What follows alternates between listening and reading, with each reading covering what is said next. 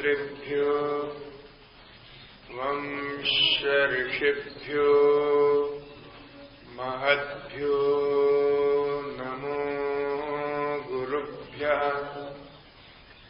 सर्वोपप्लवरहितः प्रज्ञानघनः प्रत्यगर्थो ब्रह्मैवाहमस्मि ब्रह्मैवाहमस्मि। ॐ शान्ति शान्ति शान्तिः। शङ्करं शङ्कराचार्यं केशवं बादरायणं सूत्रभाष्यकृतो वन्दे भगवन्तो पुनः पुनः। ईश्वरो गुरुरात्मेति मूर्तिभेदविभागिने व्योमवद्व्याप्तदेहाय दक्षिणामूर्तये नमः। ॐ शान्ति शान्ति शान्तिः। ॐ नमो भगवते शिवानन्दाय। ॐ नमो भगवते शिवानन्दाय। ॐ नमो भगवते शिवानन्दाय। ॐ नमो भगवते शिवानन्दाय।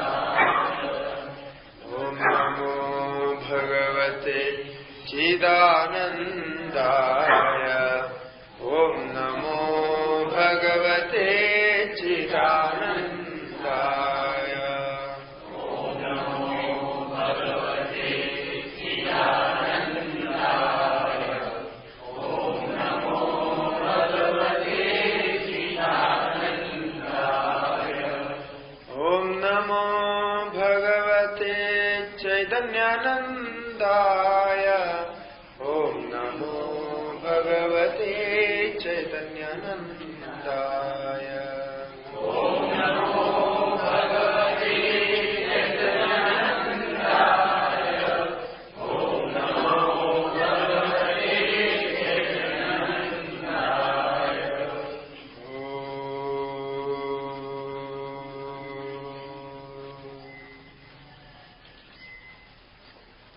श्री सद्गुरु महाराज की जय। ओम नमो नारायणाय।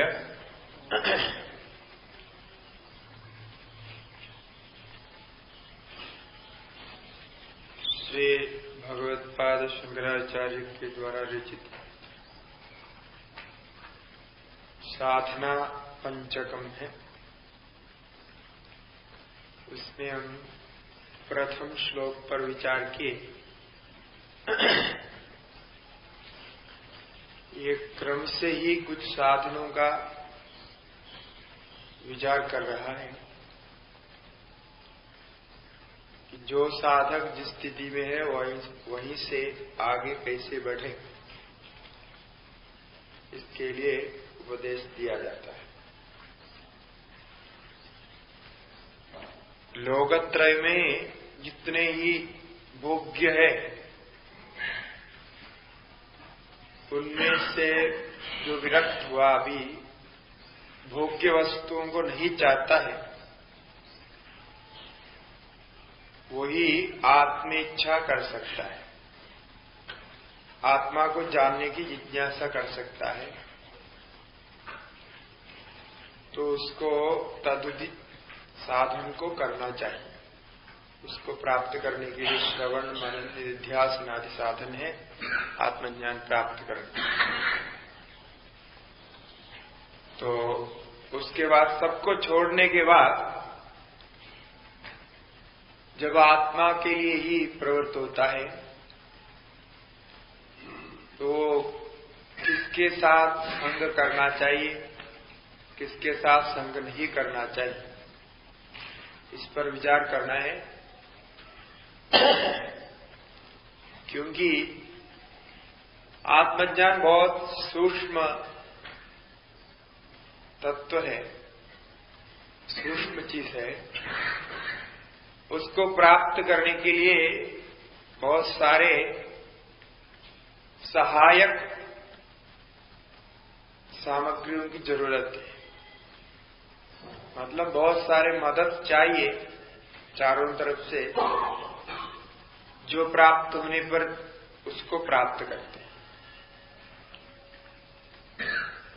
भाष्यकार शंकराचार्य जी एक जगह कहते हैं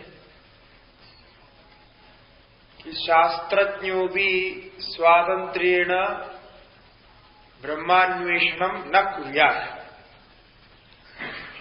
मुंडकोपनिषद भाष्य में,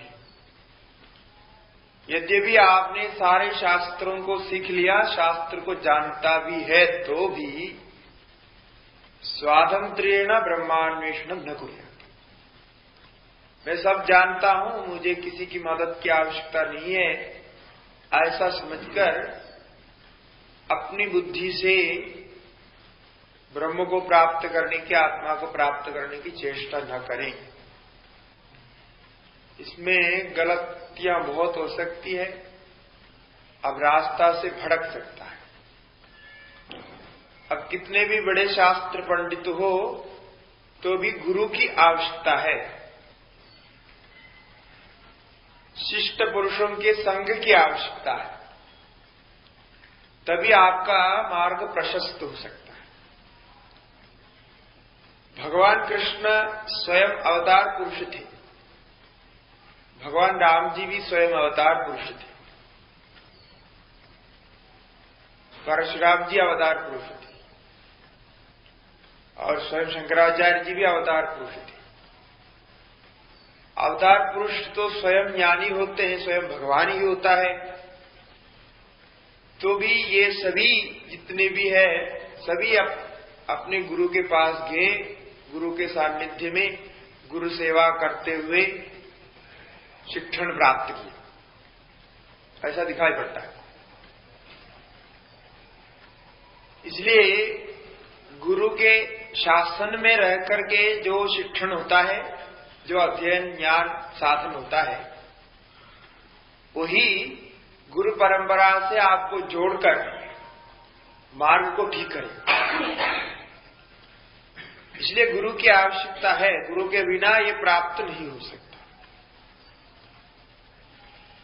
तो अभी आत्मा की जिज्ञासा हो गई, आत्मा को जानने के लिए आप प्रवृत्त हुए, तो क्या क्या आपको करना चाहिए, ये दूसरा मंत्र पर विचार करने जा रहे हैं। संगत्सत्सु विधीयताम् भगवतो भक्तिर्दृढाधीयताम् शान्त्यादि परिचीयताम् दृढतरम् कर्माशु सन्त्यज्यताम् सद्विद्वानुपसेव्यतामनुदिनम् तत्पादुका सेव्यताम् ब्रह्मेकाक्षरमर्थ्यताम् श्रुतिशिरो वाक्यम् समाकर्ण्यताम्।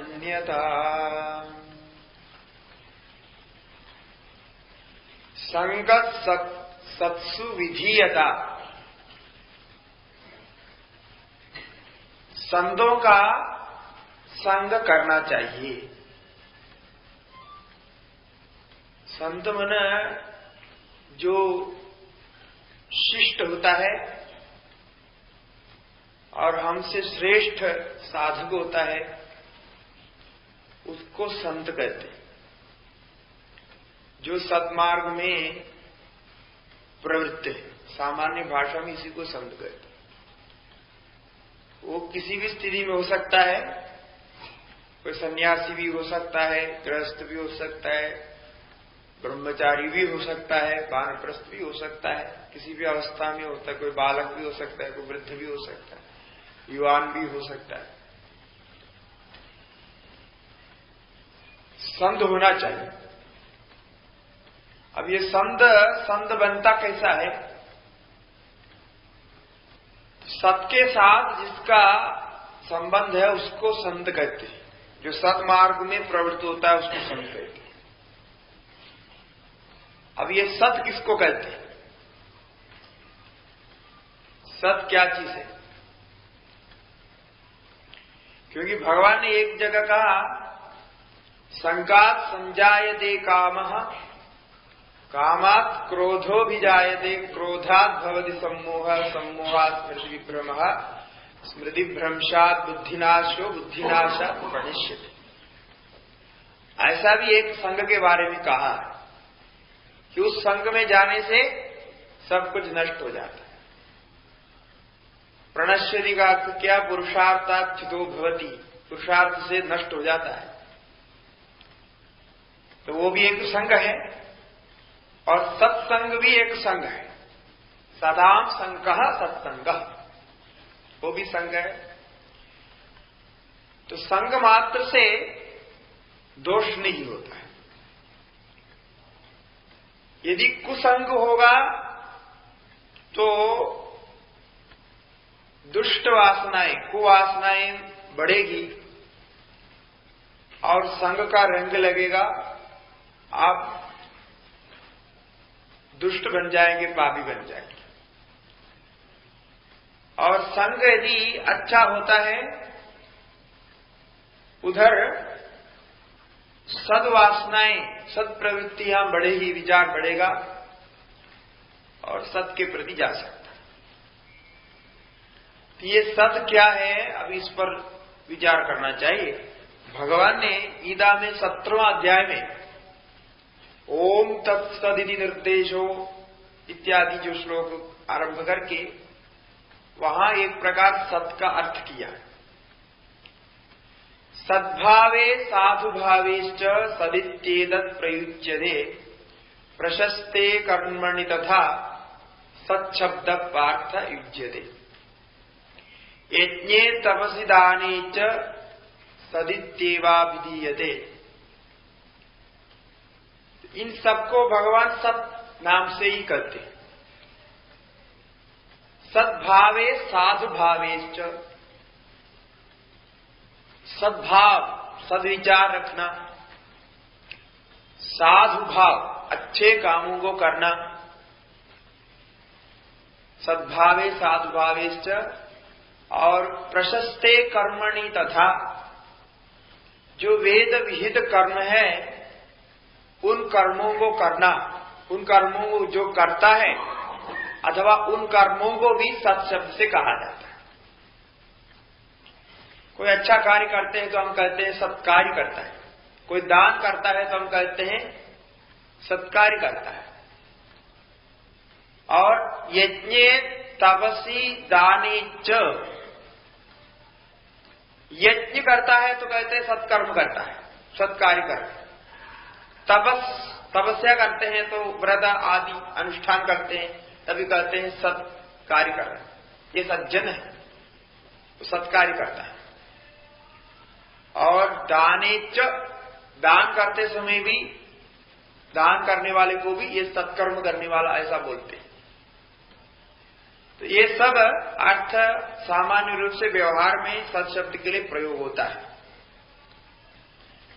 किंतु सत शब्द का मुख्य अर्थ ये सब नहीं है। सत शब्द का मुख्य अर्थ होता है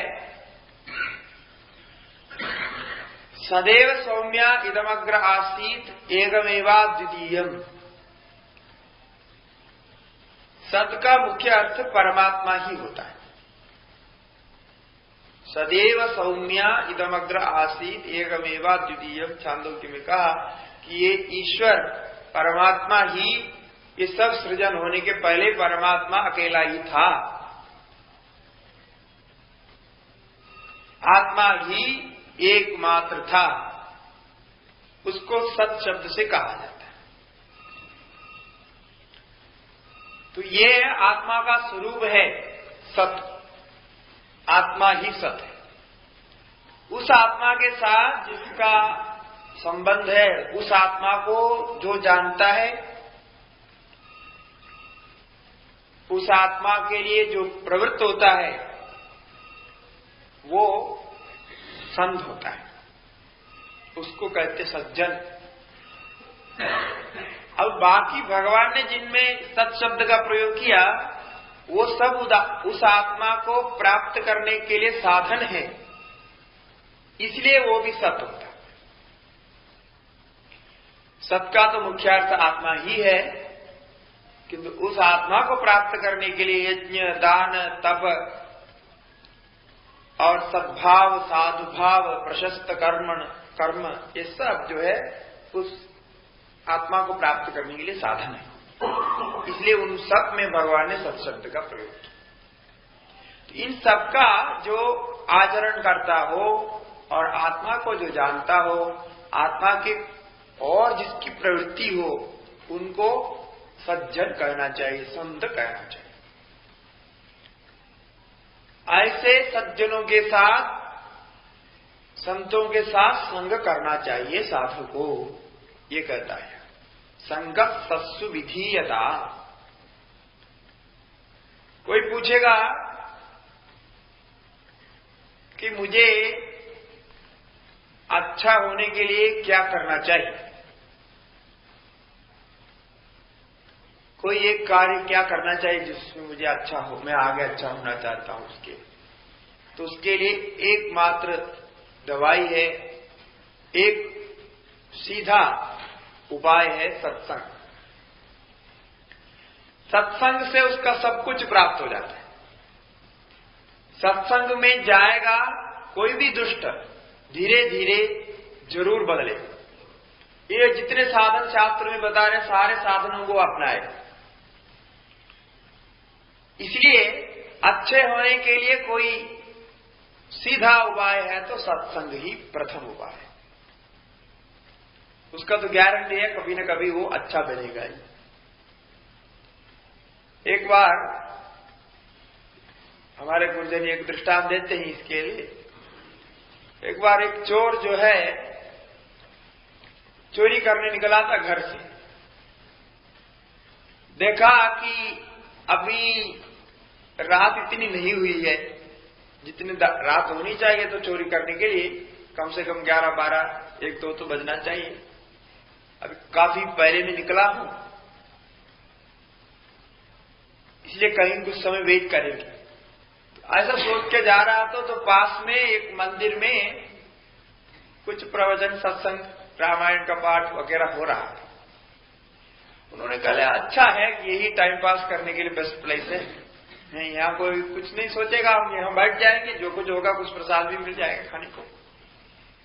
उसके अंदर घुस गया। वहां कोई सज्जन कुछ सत्संग करा रहे थे, कोई पंडित जी। उस सत्संग में वो सत्य बोलने पर जोर दे रहे थे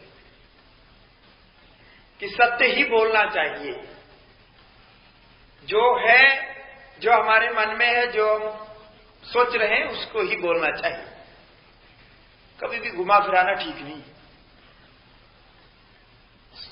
चोर कई बार सुना, जो भी सुनता है वो अपने फायदा के लिए सोचता है ना। सुनने के लिए जो भी व्यक्ति बैठेगा वो सत्संग में क्या लेगा, उसके लिए अपने फायदा का जो होगा वो लेता है। इसके लिए वो अधिकारी बोलते हैं। एक ही सत्संग सभी सुनेंगे, किंतु सभी अपने अपने फायदे के लिए जो है वो बोले, अपने अपने मन के हिसाब से, जो ये हमारे लिए अच्छा है, बाकी जो बोला वो हमारे लिए, ऐसा सोचता है। अब चोर ने भी जब अनेक बार इसको सुना, उसको भी लगा कि ये ठीक बोल रहा है, सत्य बोलना चाहिए। उसको वो पकड़ में आया, ठीक है, तो सत्संग हो गया, प्रसाद हो गया, सब हो गया। और धीरे धीरे वो चोरी करने के लिए जहां उन्होंने लक्ष्य रखा था, कोई राजा के घर में, कोई बड़े मालिक के घर में, उसके और जा रहे थे। और जिस घर में चोरी करने गए वहां बाहर एक सिक्योरिटी खड़ा था, जगा हुआ था। वो सीधा गया गेट के पास सिक्योरिटी पूछा कि रात को कहां जा रहे हैं, किसको मिलना है, क्या है, ऐसा पूछा। तब वो जोर से बोला कि मैं चोरी करने जा रहा हूं, मुझे अंदर जाना है चोरी करने। अब वो सिक्योरिटी सोचता है कोई भी चोरी करने के लिए आएगा तो ऐसा सीधा बोलेगा तो नहीं, हाँ, इसलिए इसका ये हमारे मालिक का कोई बड़ा दोस्त होगा, वो मेरा प्रश्न सुन करके नाराज हो गया, क्षुब्ध हो गया, इसलिए उन्होंने कहा मैं चोरी करने जा रहा हूं, ऐसा करके बोला होगा। तो कुछ नहीं बोला, नमस्कार किया, वो गेट खोल करके दे चल गया। अब चोर के मन में आया ये पंडित जी ने बहुत अच्छा कहा कि कभी भी मुझे ऐसा कोई सिक्योरिटी ने चोरी करने के लिए गेट खोल के अंदर नहीं फंसा। कितना मुश्किल पड़ता था, कहीं से छलांग मारना पड़ता था, कई कुत्ते पकड़ने आते थे, क्या क्या होता था। ये पंडित जी बिल्कुल ठीक कहता है कि सत्य बोलने से बहुत फायदा होता है। मैंने सत्य बोला, चोरी करने जा रहा हूं बोला तो बहुत फायदा था। सीधा गया, चोरी किया, तो उसके मन में ये बैठ गया कि सत्य बोलना बहुत काम का है। अब आगे कैसे बदल गया वो तो बदल ही जाएगा आगे, किंतु ऐसा परिवर्तन जरूर लाए। एक बार भी सत्य बोलता है, फिर कथा में ऐसा है धीरे धीरे उसका पुण्य बढ़ गया, उसका कर्म अच्छा हो गया, इस प्रकार से तो कथा है आगे। किंतु सत्संग से ऐसा फायदा होता है, जब चोर को भी ऐसा फायदा हो गया तो सबको फायदा होता है। इसलिए सत्संग ही सबसे प्रथम साधन हमारे शास्त्रों में माना गया है। भाष्यकार ने तो एक जगह लिखा है सत्संगत्वे निस्संगत्व, निस्संगत्वे निर्मोहत्व, निर्मोहत्वे निश्चल तत्व, निश्चल तत्वे जीवन मुक्ति। ये सारे कुछ उन्होंने एक श्लोक में बताया सत्संग करने से क्या क्या होता है। सत्संग करने से निस्संग हो जाए, सत्संग से निस्संग हो जाए, कुसंग चले जाए और विषयों के साथ संग भी कम होते जाए। तो सत्संगत्व निस्संगत्व, निस्संगत्व निर्मोहत्व, भ्रम नष्ट होगा, विवेक उत्पन्न होगा, और निर्मोहत्व निश्चल तत्व, विवेक आ गया तो आत्मानात्मा विवेक के बाद अपने में स्थित हो जाता है। निर्मोहत्व, निर्मोहत्व निश्चल तत्व, समाधि मिले, निश्चल तत्व जीवन मुक्ति, ज्ञान होगा, ज्ञान होने से जीवन मुक्ति प्राप्त होगी। ये क्रम से सत्संग ले जाता है। इसलिए यहां आचार्य जी कहते हैं कि संगत सत्सु विधीयता, सत्संग तो करो, वही तुम्हारा साधन है। सत्संग करते हैं तो आप हमेशा सुरक्षित रहता है, ये हमारा कवच है। कभी भी सत्संग को छोड़ना नहीं चाहिए। हमारे साधुओं के लिए तो कहते हैं कि आसुप्ते रामृदेत कालम नयेत वेदांत चिंतया, कि जब जगता है जगने से लेकर के सोने तक और वो भी मृत्यु तक वेदांत चिंतन करते हुए ही समय बिताना चाहिए। श्रवण करते हुए, मनन करते हुए उसमें ही समय बिताना चाहिए। इसी प्रकार जो साधारण होता है, साधारण लोगों के लिए, साधकों के लिए सत्संग ही एक साधन है। अवश्य दिन में एक बार सत्संग सुनना चाहिए और उसका आचरण भी करना चाहिए। केवल सुनने से नहीं चलता है, सुनने को तो बहुत सुनते हैं, किंतु एक एक दिन में सुनता हुआ एक एक बार आचरण में लाना चाहिए। जैसा वो चोर ने लाया, अपने तुरंत सुना, तुरंत उसको उन्होंने प्रयोग करके देखा, इस प्रकार प्रयोग करके देखना चाहिए, आचरण में लाना चाहिए। आचरण नहीं है तो कुछ भी प्राप्त नहीं होता है। सुनने मात्र से प्राप्त नहीं होता है, प्रयोग करना पड़ता है। इसलिए सत्संग सुनते प्रयोग करें। और साधुओं के लिए तो कहा गया कि संन्यास लेने के बाद कुछ तो परिव्राजन करना चाहिए, कम से कम 1 साल तक परिव्राजन करना चाहिए, कुछ भी हाथ में नहीं रखता।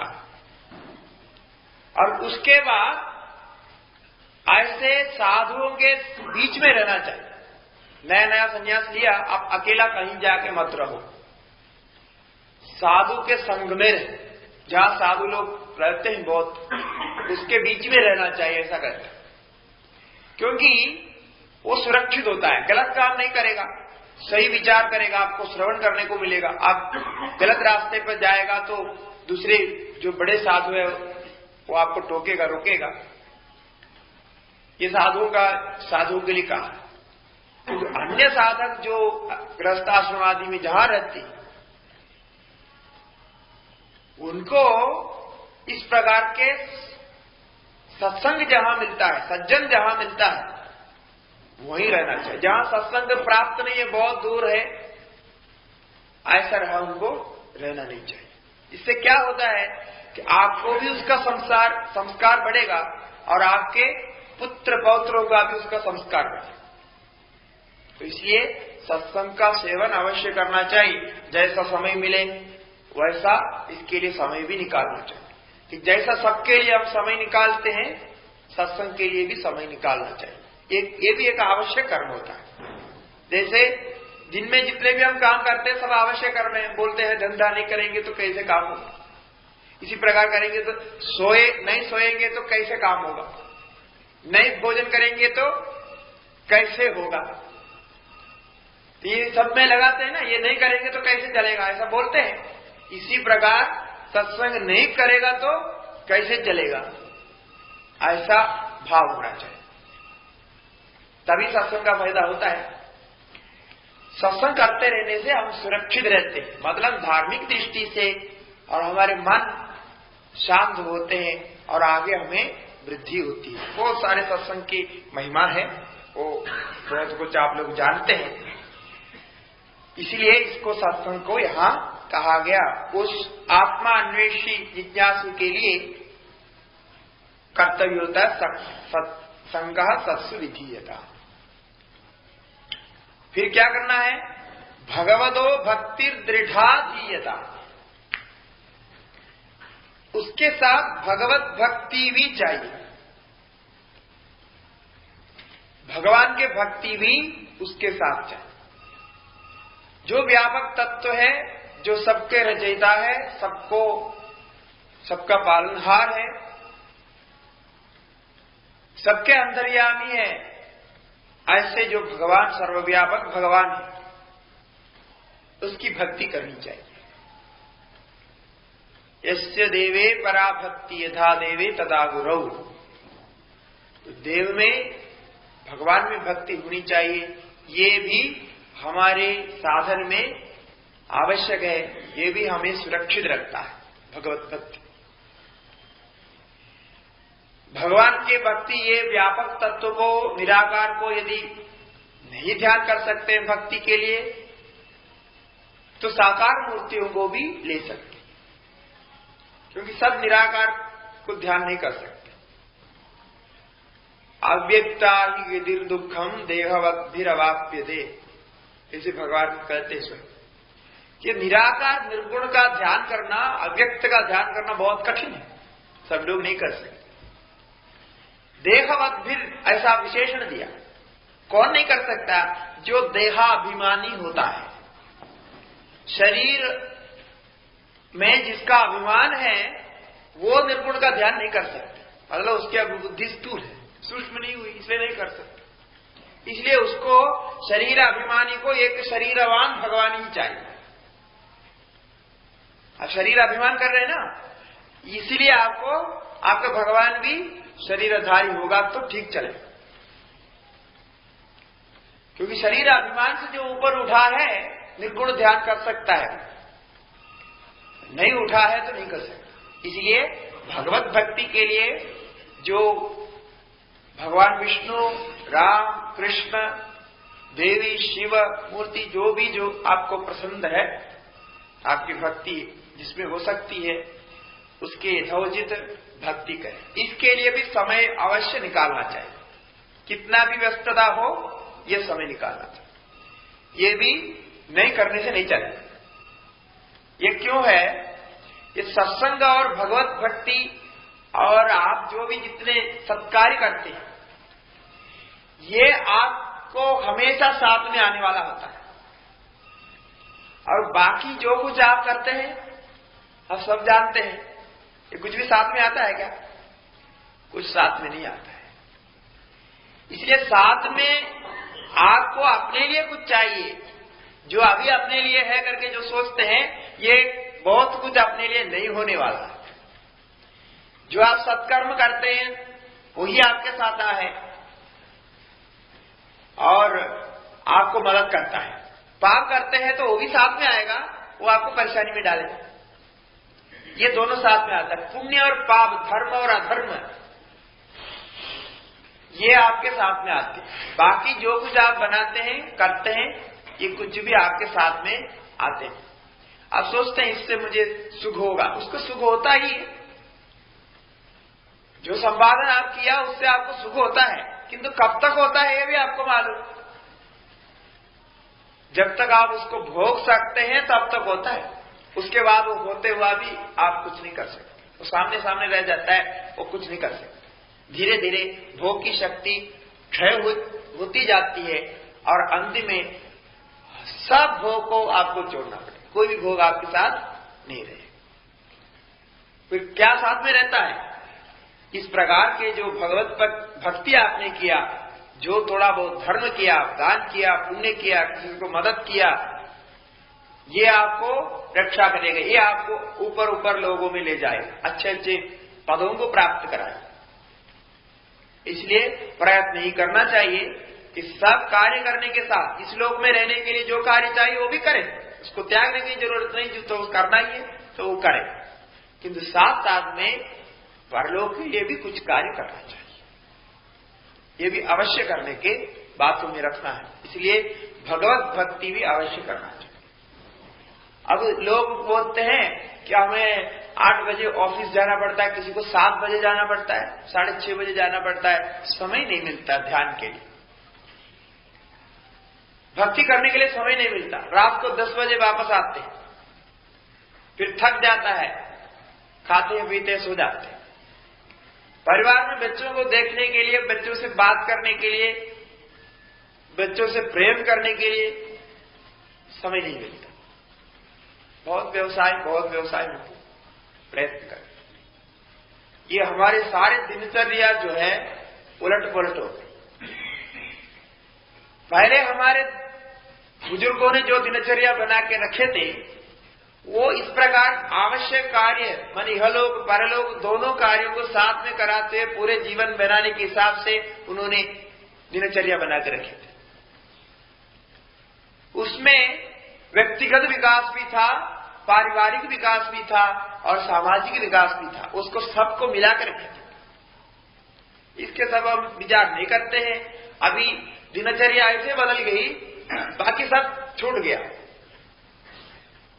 अभी धन का ही विकास हो, केवल संपत्ति की दृष्टि से हम सोचते हैं, क्योंकि हम समझते हैं संपन्नवान को ही यहाँ सम्मान मिलता है, संपन्न जो है उसी को ही सुख मिलता है।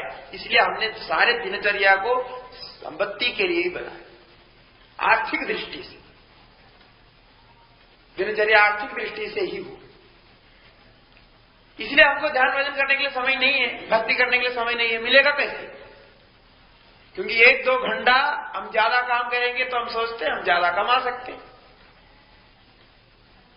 अच्छा होता है। ऐसा नहीं चलता है।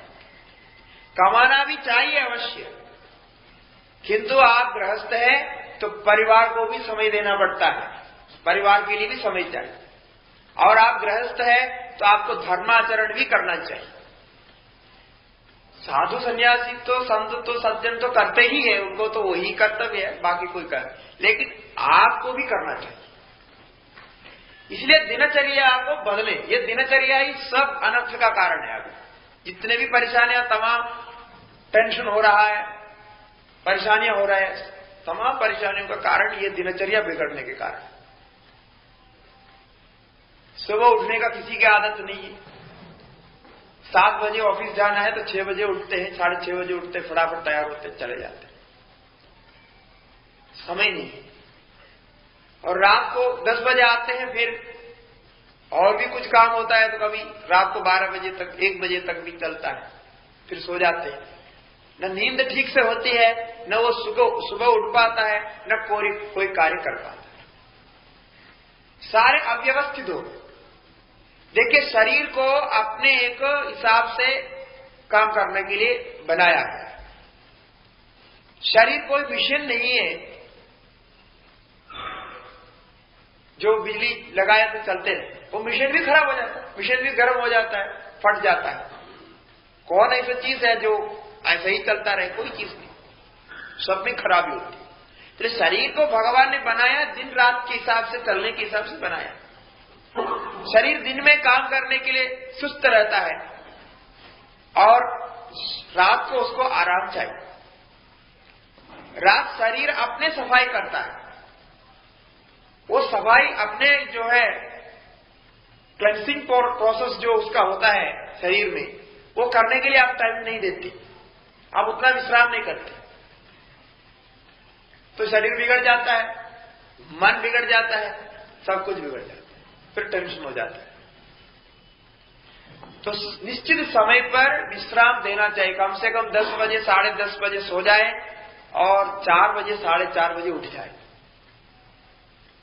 ये दिनचर्या का मुख्य अंश होना चाहिए।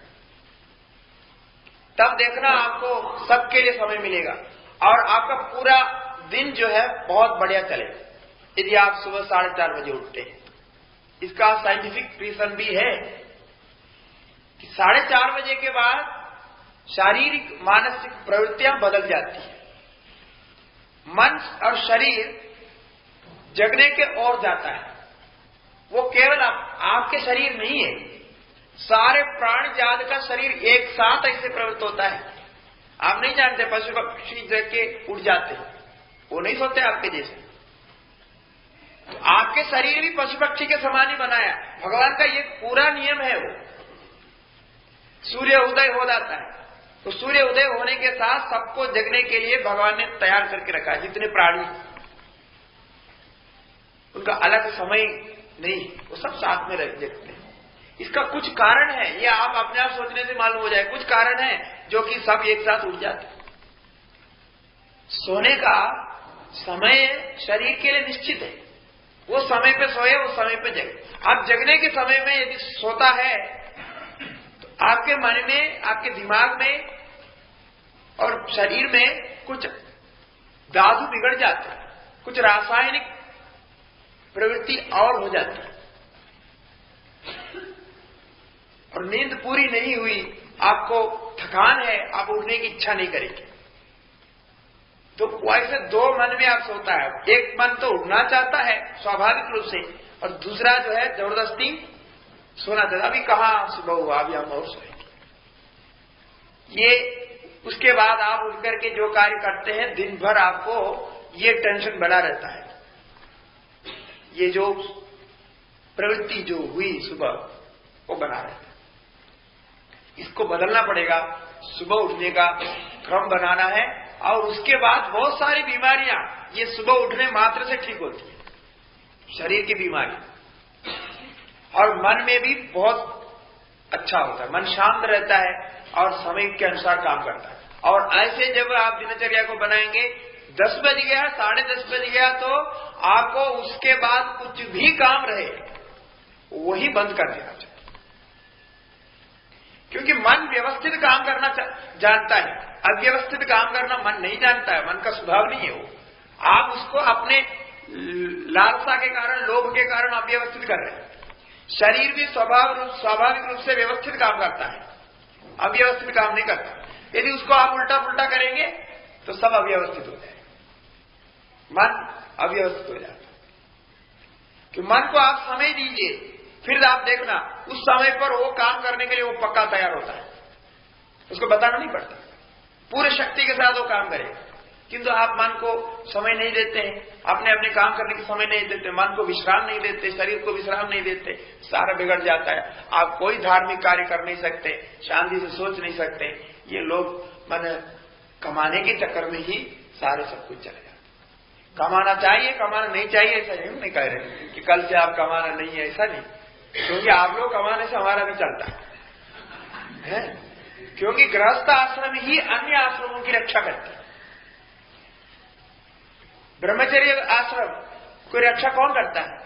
गृहस्थाश्रम करता है, क्योंकि ब्रह्मचारी कोई कमाता नहीं, वो अभी सीख रहा है, अध्ययन कर रहा है, स्कूल में जा रहा है, वो कमाता नहीं, उसकी रक्षा गृहस्थाश्रम करता है।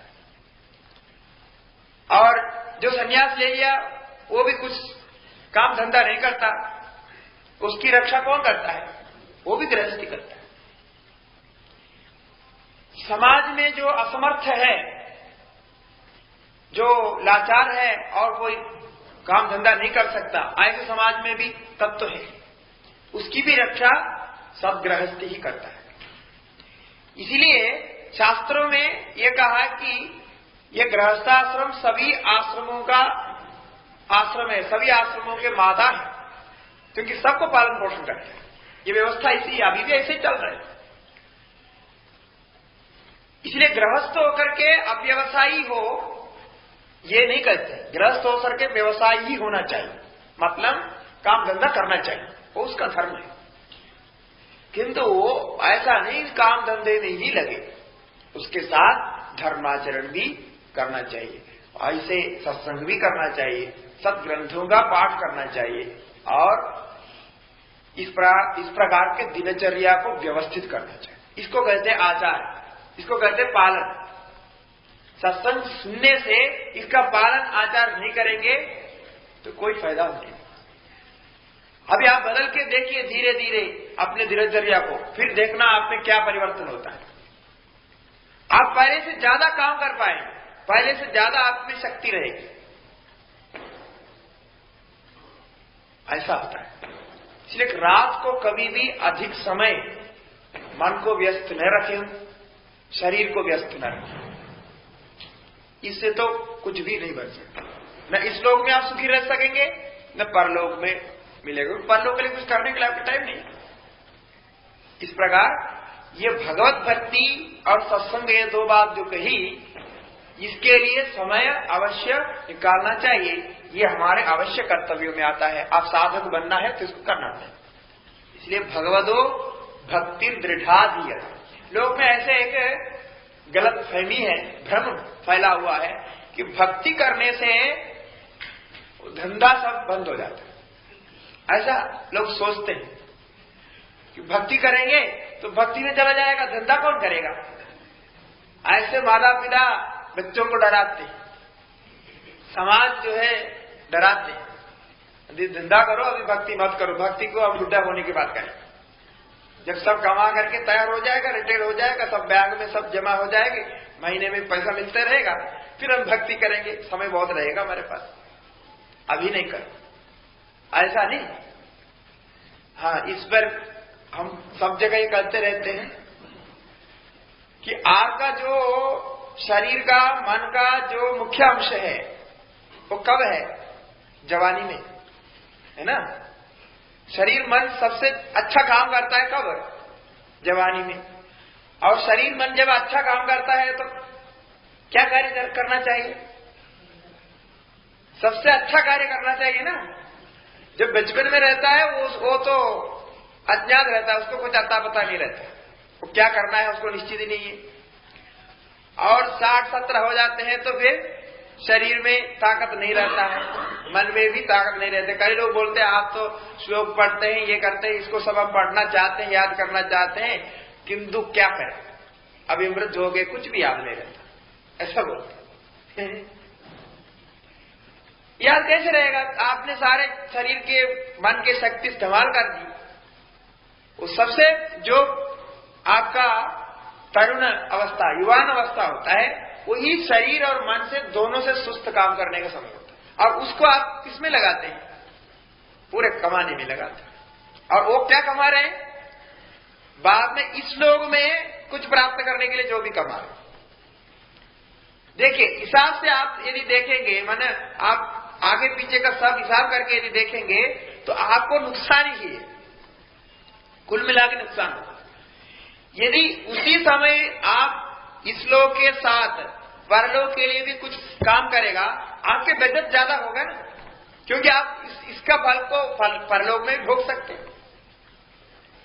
इसलिए हिसाब से वो ज्यादा होता है, क्योंकि उसके लिए समय चाहिए, परिमित समय से वो कर सकता है। और परिमित समय में भी नित्य यदि करेंगे तो बहुत हो जाता है। नित्य करना चाहिए। 1 घंटा, आधा घंटा ही सुबह रखिए, कोई बात नहीं, आधा घंटा रात को रखिए, अथवा 1 घंटा सुबह रखिए, आधा घंटा रात को रखिए। 1-1.5 घंटा, 2 घंटा तो आप निकाल ही सकते हैं। ये करने से आपको इस लोक में जो अपने व्यवसाय से जो फल हो रहा है, क्योंकि जवानी में ये सब कुछ करना है ना, और जवानी में जो करता है वो फल देता है, वो ज्यादा उपकारक होता है, ज्यादा काम का आता है। वृद्धावस्था में सब मतलब साफ साफ होता नहीं काम। उसके करने वृद्धावस्था में क्या कमजोरी होती है, पहले जो उन्होंने जो कुछ समझा, जो कुछ अपने मन को बना के रखा, वो विचार को तैयार रखा है, उसको बदल नहीं सकते। वृद्धावस्था उसको बदलना बहुत कठिन है। हाँ, इसलिए हम सब वृद्ध लोग बैठे हुए, इसलिए हम बोल रहे हैं कि वो हो नहीं सकता। आपने दुनिया के प्रति, अपने जीवन के प्रति जो कुछ विचार आप पक्का कर दिया, उन विचारों को आमूल बदलना वृद्धावस्था में संभव नहीं हो सकता। इसलिए हम कहीं जाते हैं तो घर में जाते हैं तो लोग बोलते हैं कि ये हमारे माता पिता जो है बहुत नाराज होते हैं, ऐसा होता है वैसा होता है, वो ये करते हैं वो करते हैं, ऐसा नहीं करना चाहिए, ये सब बोलते हैं कि कंप्लेन बोलते हैं बच्चे। तो हम बोलते हैं देखो भगवान के लिए आप ऐसा करो, अभी तो उनका तो मन पक्का बना हुआ है, वो तो बदलने वाले नहीं। आप कुछ भी उनको समझाओ, कुछ भी करो, वो जो निश्चय करके बैठा है उसको कभी भी वो कॉम्प्रोमाइज नहीं करेगी, क्योंकि उनका मन पक्का हो गया। अभी आप बदल सकते हैं, आप तो जवान हैं, आप विचार करके बदल सकते हैं। आपको उनके साथ एडजस्ट करना पड़ेगा, वो आपके साथ एडजस्ट नहीं करेंगे। हम देखना सभी के घर में ऐसे, हम ऐसे ही उसका समाधान करते, और कोई रास्ता है नहीं। आप जाके उनको समझाएंगे, वो बोलते हैं ये देखो ये जवान ये लोग ऐसा करते, हम जब बच्चे थे, हम जब जवान थे, हम ऐसा नहीं करते थे, अब ये ऐसा कर रहा है। आप क्या उत्तर देंगे? और जो आप जवान थे, आप जो करते थे उससे अच्छा कर रहा है, वो कंपेयर करके देखेंगे तो वो जवानी में क्या क्या उठपड़ा करता था, उस हिसाब से ये तो अच्छा कर रहा है, किंतु वो नहीं देखता है। ऐसा होता है, इसलिए झगड़ा अवश्य होगा, क्योंकि उनका मन बदलना संभव है। और अपने को बड़ा माना है और बेटे को छोटा मानते हैं, अपने बेटा मानते हैं, वो कुछ भी कितने से बड़ा कार्य करे तो भी उनके सामने छोटा ही होता है, कभी भी वो नहीं मानते। ये झगड़ा होता है, इसलिए उनका मन बदलना बहुत मुश्किल होता है। ऐसे सूक्ष्म विषयों पर और उनके जो दिनचर्या पहले से चलते आ रहे हैं इत्यादि बदलना सब संभव नहीं है। इसलिए आरंभ करना है, धर्म कार्य करना है तो बुढ़े होने के तक रुकना नहीं, जवानी से ही शुरू करना है, बचपन से शुरू कराना है। कि बच्चों को जो सिखाया जाता है वो उसके पूरे जीवन में काम आता है। इसलिए हमारे गुरुकुल विद्यालय में पहले बचपन में ही सिखाए जाते थे सब, क्या क्या करना चाहिए, क्या साधन होता है जीवन में, कैसे परेशानी आने से कैसे झेलना है उसको, क्या धर्म क्या अधर्म, सब पहले सिखाए जाते थे। उसका मन में रहता था, उसी के अनुसार वो जीवन चलाता। आजकल स्कूलों में नहीं सिखा रहे, घरों में माता पिता को सिखाने का टाइम नहीं है, बच्चे से बात करने के लिए टाइम नहीं है, प्रेम करने के लिए टाइम नहीं है, क्या सिखाएंगे? और स्वयं भी नहीं जानते, सिखाने के लिए तो स्वयं भी जानना पड़ेगा ना, माता पिता स्वयं भी नहीं जानते क्या सिखाना है। इसलिए बचपन से जो सिखाया जाता है वो जवानी में काम आता है, जवानी में जो अभ्यास हम करते हैं वो वृद्धावस्था में काम आता है, वैसा ही आपका जीवन चलेगा। इसीलिए हमें जो भी हमारे सामने परिस्थिति है, परिस्थिति तो कुछ दुष्कर है, कुछ विरुद्ध परिस्थिति है, हम मान सकते हैं, किंतु इस परिस्थिति को बदल सकते हैं। आप बदल सकते हैं, अपने बच्चों से उसको बदलवा सकते हैं, और छोटे अपने बालकों को आप सिखा सकते, समझा सकते। तो ऐसा करके ये दिनचर्या से हमारा साधन शुरू होना चाहिए, तभी हम अभ्यास कर पाएंगे। इस प्रकार का अभ्यास करते रहना है, इसी को कहते हैं भक्ति दृढ़ा विधीयता। दृढ़ कहा, भक्ति कमजोर रहे तो नहीं होता है, मतलब कुछ चाहिए तभी भक्ति करें, नहीं चाहिए तो नहीं करें। तबीयत खराब होगी तो भक्ति, कुछ चाहिए तो भक्ति, नहीं तो भक्ति नहीं, ऐसा नहीं। इसलिए दृढ़ भक्ति होना चाहिए, दृढ़ा अधीयता। फिर क्या करें आगे, उसके लिए और भी कुछ साधन जुटाना है, क्योंकि आत्मेच्छा के लिए प्रवृत्त हो रहे हैं, आत्म जिज्ञासा के लिए। इसलिए कहा शांत्यादि परिचीयताम दृढ़तरम, शांति आदि का अभ्यास करना चाहिए। शरीर को शांत रखना, मन को शांत रखना, एकाग्र रखना, इसका अभ्यास करना पड़ता है, तभी आप साधन कर पाएंगे ना। कोई भी साधन के लिए पहले तो शरीर स्थिर चाहिए, फिर उसके बाद मन स्थिर चाहिए, शांत चाहिए।